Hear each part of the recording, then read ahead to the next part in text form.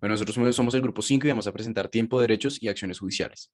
Y bueno, ¿qué son los términos en los procedimientos judiciales? El término judicial es un lapso o un plazo señalado por la ley o el juez en subsidio para la realización de algún acto procesal. ¿Quiénes deben cumplir con los términos? Los magistrados de la justicia, los jueces, las partes del proceso, etcétera. Los términos procesales se relacionan con el principio de preclusión y eventualidad, del cual la Corte Suprema afirma que es el principio que gobierna el procedimiento judicial y por cuyo influjo el proceso se encuentra dividido en varias etapas. Es un postulado fundamental para la legalidad de las actuaciones dentro de un proceso y su finalidad consiste en dar orden, claridad y rapidez a la marcha del litigio. Los términos ya están bien definidos y de no llegar a cumplirse, se puede dar a lugar una preclusión. ¿Qué es una preclusión? Cuando nos referimos a una preclusión, nos referimos a la pérdida o extinción de una facultad o potestad dentro del proceso por no haberse ejercido en la oportunidad que determina la ley. Entonces, estas son las clasificaciones de los términos. Primero abordaremos unas más generales y luego unas más específicas. Tenemos los términos individuales y comunes. Los términos comunes son aquellos que rigen para ambas partes del proceso y los términos individuales son los que rigen para una sola parte del proceso. Los términos prorrogables son aquellos que son susceptibles a ser ampliados, mientras que los términos improrrogables no lo son perentorios, es decir, son definitivos y no se pueden extender. El término legal, ya para abordar los más específicos, son los establecidos por una norma que fija un plazo perentorio. El término judicial es el que otorga un juez ante la falta de un término legal. El término mixto es cuando un juez modula uno menor al señalado por la ley.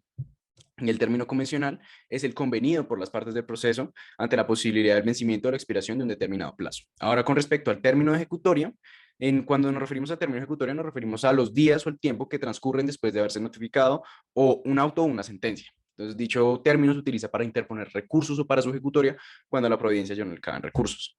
Una vez precluido el término, la providencia se considera firme y se ejecuta, es decir, ya no se admite recurso judicial alguno. Y además sucede que si existe paralelo al término ejecutorio un término judicial legal mixto dentro de la providencia o de la sentencia, se tienen que ejecutar paralelamente. Es decir, no hay que esperar a que la providencia o la sentencia quede ejecutoriada para que se comience el conteo del siguiente término. Se dice que la causa está ejecutoriada cuando ya han terminado todos los trámites legales y además se produce el efecto jurídico de cosa juzgada.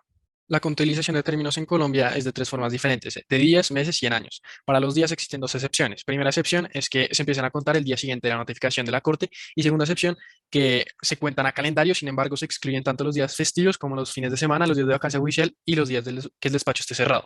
Hablando de meses cambia un poco el asunto, es decir, en meses se notifica, el mismo día que se notifica se empieza a contar el término y se cuenta también a calendario, sin embargo en este ya no se excluyen ni los fines de semana ni los días festivos. En años pasa algo parecido al de los meses, que es que si, digamos, man, un plazo de 3 años, el 10 de agosto de 2019, terminaría el plazo del 10 de agosto también, pero el 2022 también sin excluir los días festivos ni los fines de semana y empezando a contar el mismo día de la notificación. A esto existen tres excepciones, que es que si los términos se conceden fuera de la audiencia, se empezarán a contar los términos a partir del día siguiente de la notificación, independientemente de lo que sea, y si se asiste a la audiencia, se cuentan desde el mismo momento, independiente de si es días, meses o años. Y existe una última excepción, que es que si el término es común a varias partes, comenzaría a correr a partir del día siguiente al de la notificación a todas. Es decir, si somos 5 personas, hasta que no le llegue la notificación al último, el día siguiente empezaría a contar el de todos. Hablar sobre la suspensión e interrupción de términos en procedimientos judiciales, se tiene que entender la suspensión e interrupción como figuras jurídicas que pretenden generar una parálisis momentánea en el proceso y precisamente se utilizan para evitar atentar contra los derechos de algunas de las partes, ya sea el debido proceso o la igualdad de condiciones. Esto se encuentra en el Código General del Proceso en su artículo 118. Basado en lo que la Corte Suprema de Justicia dice sobre la suspensión e interrupción, se pueden inferir varias cosas. Primero, que la suspensión lo que hace es detener el término y reanudarlo, es decir, no se borra lo que ya se había hecho, sino que se retoma desde el punto en el que se dejó. Mientras que por su lado la interrupción sí es un borrón completo, entonces se detiene el término y cuando se termine la interrupción empezará desde ceros.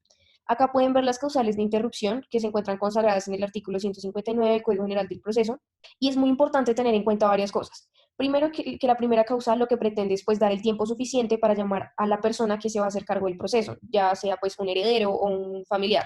Y las otras dos pretenden pues evitar que haya una desigualdad de condiciones entre las partes. Por lo tanto, pues lo que se hace es interrumpir el proceso para dar la oportunidad de solucionar el problema de los representantes de cada parte. Y aquí podemos encontrar las causales y los tipos de suspensión que se encuentran consagrados en el artículo 161.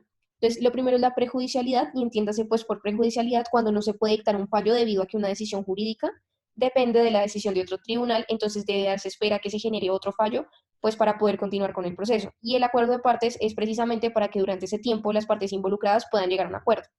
De los tipos de suspensión, la parcial es como el impedimento que el juez o magistrado tienen para dictar un fallo o pues continuar con el proceso. La caducidad, a diferencia de la prescripción, es la extinción de un derecho por el transcurso del tiempo conferido para su ejercicio. En este caso, se produce cuando la ley o los particulares señalan un término fijo para la duración de un derecho. A diferencia de la prescripción, no puede interrumpirse ni suspenderse y tampoco renunciarse. Y opera de pleno derecho, ipso iuri. No puede ser alegada y efectúa automáticamente o de oficio, según el juez disponga. Entonces, un ejemplo sería, si el deudor paga cuando el derecho ha caducado, es un pago indebido, porque ya transcurrió el lapso de tiempo definido y caduce su oportunidad para reclamar o para efectuar un pago que le contravenga tal vez una contraprestación, pero el término vence. Por último, la prescripción es un modo de adquirir las cosas ajenas o de extinguir las acciones o derechos ajenos. El artículo 25.12 del Código Civil condensa las dos clases de prescripción. Primero, la prescripción adquisitiva o usucapión. Esta es un modo de adquirir los derechos reales sobre bienes ajenos mediante la posesión de cosas sobre las cuales recaen sus derechos. El Código Civil clasifica la prescripción adquisitiva en dos: prescripción ordinaria y extraordinaria. La ordinaria requiere una posesión regular, que significa justo título y buena fe.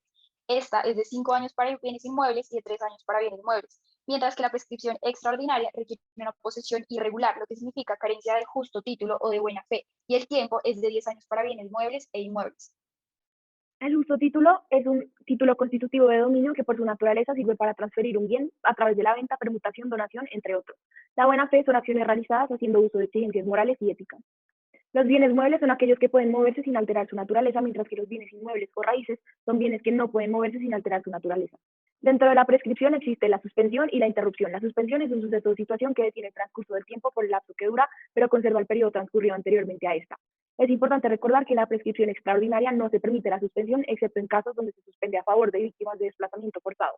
La interrupción es un suceso o situación que anula el lapso de tiempo transcurrido anterior a esta y que inicia un nuevo lapso.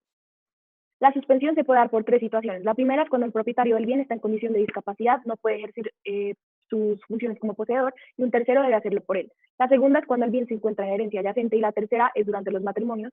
Siempre se suspende la prescripción. Dentro de la interrupción existen 2 categorías, que son la natural y la civil. En la natural están el desastre natural y la violencia. El desastre natural es cuando no se le permite al propietario ejercer posesión sobre el bien, y la violenta es cuando 2 personas ocupan un predio simultáneamente y ambas se sienten poseedoras. En cuanto a la interrupción civil, es cuando se inicia un proceso judicial por medio del cual el dueño pretende recuperar su bien, y una vez se notifica la demanda del inicio de este proceso judicial, el tiempo queda interrumpido. A continuación se presenta un ejemplo de la prescripción ordinaria, la cual sirve para sanear la titularidad aparente. En este caso se puede observar que Juan es un propietario aparente y mediante la prescripción, con el paso del tiempo, puede adquirir titularidad sobre el bien inmueble. En cuanto a los efectos de la prescripción adquisitiva, existen 4. La prescripción causa que el poseedor de un bien se convierta en su propietario con una declaración de pertenencia. En estos casos, la sentencia que declara la prescripción actúa como la escritura pública, es decir, como el justo título. Una vez efectuada la escritura pública, el nuevo propietario del bien puede transmitirlo de cualquier forma que quiera, y esto genera la extinción de derechos del anterior propietario. La segunda clase de prescripción es la extintiva o liberatoria. La definición se encuentra en el artículo 2535 del Código Civil. Esta extingue las acciones y derechos ajenos que exigen solamente cierto lapso de tiempo. Es importante tener en cuenta que el derecho de herencia no se extingue por el paso del tiempo.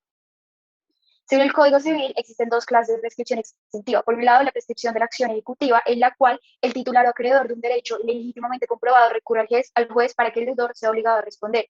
El tiempo es que esta prescribe por 5 años, y esta se puede convertir en ordinaria por el lapso de otros 5 años. Ahora, la prescripción de la acción ordinaria es un proceso que busca la declaración de un derecho por parte del juez. Es un proceso declarativo.